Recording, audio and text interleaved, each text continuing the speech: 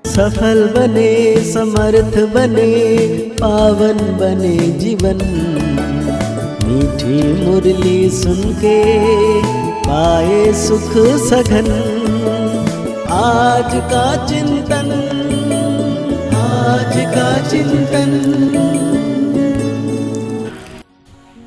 ओम शांति। Good morning. ज्ञान का सागर सर्वशक्तिवान परमपिता परमात्मा आज हम बच्चों को बड़े प्यार से कह रहे हैं, पुण्य आत्मा बनने के लिए अच्छा कर्म करो, ऑलराउंडर बनो, देवी गुण धारण करो। साथ में बाबा आज बहुत प्यारा सा प्रश्न हम बच्चों के लिए हैं कि कौन सी मेहनत करने से तुम बच्चे पद्मा पदमपति बनते हो। बाबा कहते हैं सबसे बड़ी मेहनत है क्रिमिनल आई को सिविल आई बनाना। आंखें ही बहुत धोखा देती है। आंखों को सिविल बनाने के लिए बाप ने युक्ति बतलाई है कि बच्चे आत्मिक दृष्टि से देखो, देह को नहीं देखो, मैं आत्मा हूं, यह अभ्यास पक्का करो। इसी मेहनत से तुम जन्म जन्मांतर के लिए पद्मापति बन जाएंगे। बाबा ने बहुत मधुर सा गीत याद किए हैं। धीरज धर मनवा धीरज धर, तेरे सुख के भरे दिन आएंगे। धीरज धर मनवा धीरज धर, तेरे सुख के भरे दिन आएंगे। गम के बादल छट जाएंगे, तेरे सुख के भरे दिन आएंगे। भक्ति किसने कहा? शिव बाबा ने शरीर द्वारा कहा। कोई भी आत्मा शरीर बिगर बोल नहीं सकती। जैसे हम ओम शांति कहते हैं, बाबा ने कहा ओम शांति, तो ये बाबा ने शिव बाबा ने कहा शरीर के द्वारा, ब्रह्मा शरीर के द्वारा। बाप भी शरीर में प्रवेश कर आत्माओं को समझाते हैं, बच्चे अभी तुम्हारा जिस्मानी कनेक्शन नहीं है, लेकिन कौन सी कनेक्शन है? यह है रूहानी कनेक्शन। आत्मा को ज्ञान मिलता है परमपिता परमात्मा से। देहधारी जो भी हैं सब पढ़ रहे हैं। बाप को तो अपनी देह है नहीं, तो थोड़े टाइम के लिए इनका आधार लिया है। अब बाप कहते हैं अपने को आत्मा निश्चय कर बैठो। बेहद का बाप हम आत्माओं को समझाते हैं, उनके बिगर ऐसे कोई समझा ना सके। आत्मा को कैसे समझाएगी? आत्माओं को समझाने वाला परमात्मा चाहिए। उनको कोई भी जानते नहीं। त्रिमूर्ति से भी शिव को उड़ा दिया है। ब्रह्मा द्वारा स्थापना कौन कराएंगे? ब्रह्मा तो नई दुनिया का रचयिता नहीं है। बेहद का बाप रचयिता सबका एक ही बाबा है। ब्रह्मा भी सिर्फ अभी तुम्हारा बाप है, फिर नहीं होगा। वहां तो लौकिक बाप ही होता है। कलयुग में होता है लौकिक और परलौकिक, लेकिन सतयुग में सिर्फ लौकिक। अभी संगम पर है लौकिक, अलौकिक, परलौकिक, तीन बाप। बाप कहते हैं सुखधाम में मुझे कोई याद ही नहीं करता। विश्व का मालिक बाप ने बनाया, फिर चिल्लाएंगे क्यों? वहां और कोई खंड नहीं होते, सिर्फ सूर्यवंशी ही होते हैं।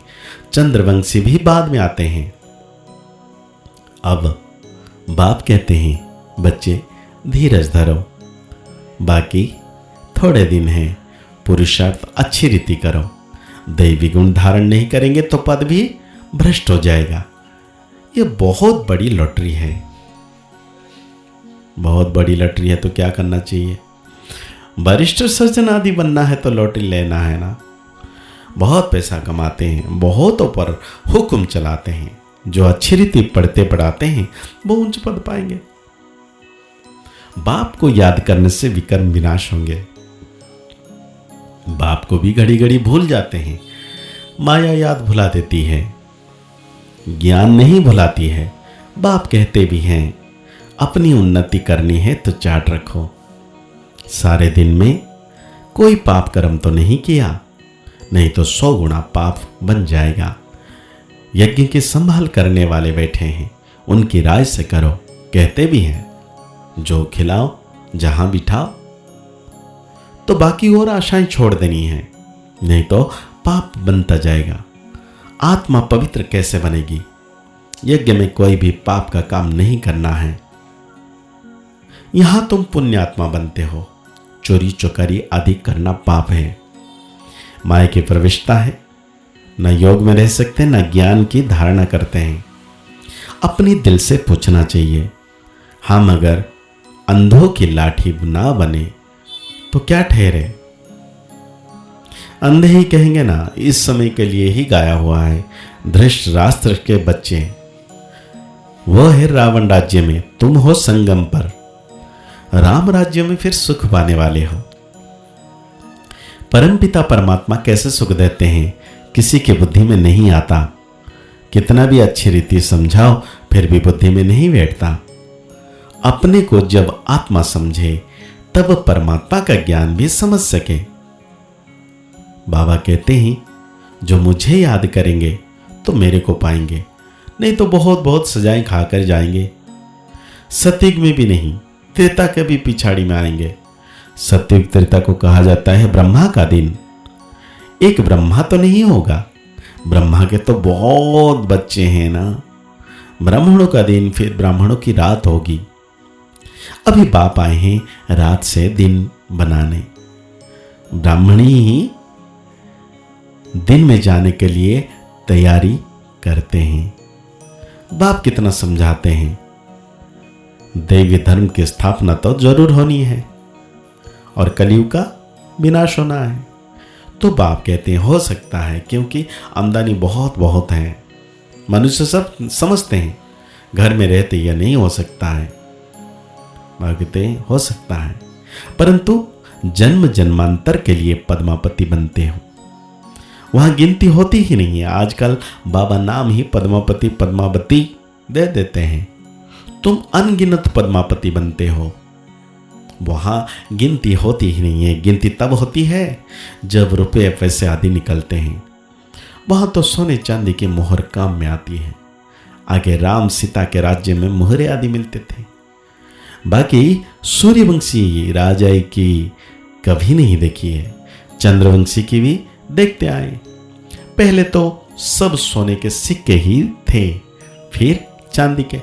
यह तंबा आदि के पीछे निकला है। अभी तुम बच्चे बाप से फिर वर्षा लेते हो। सतयुग में जो रस्म रिवाज चलनी होगी वो तो चलेगी ही। तुम अपना पुरुषार्थ करो। स्वर्ग में बहुत थोड़े होते हैं, आयु भी बड़ी होती है, अकाले मृत्यु नहीं होती। तुम समझते हो हम काल पर जीत पाते हैं, मरने का नाम ही नहीं। उसको कहते हैं अमरलोक, यह है मृत्युलोक। अमरलोक में हाहाकार होती है।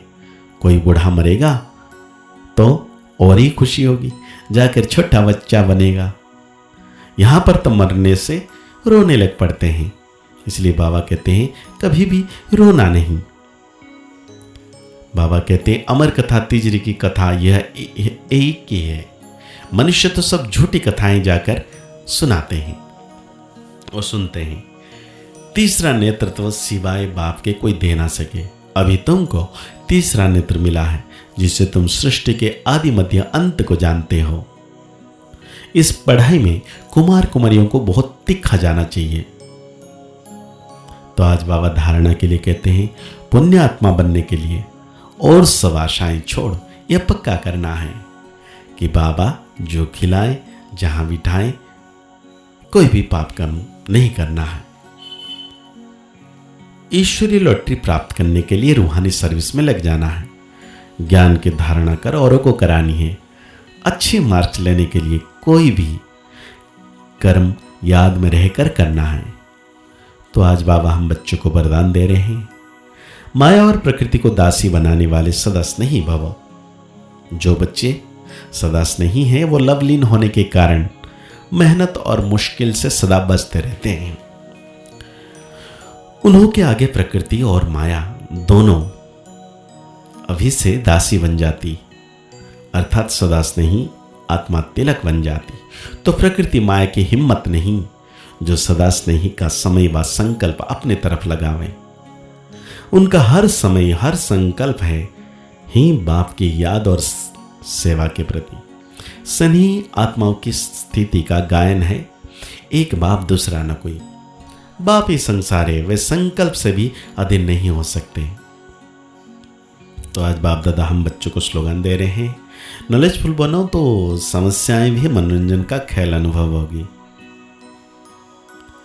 आज बाबा व्यक्तिशार में कह रहे हैं, इस कलयुग की तमो प्रधान जड़ी बहुत पुरानी वृक्ष को भस्म करने के लिए संगठित रूप में फुल फोर्स से योग ज्वाला प्रज्वलित करो। लेकिन ऐसी ज्वाला स्वरूप की याद तब होगी रहेगी जब याद का लिंक सदा जुटा रहेगा।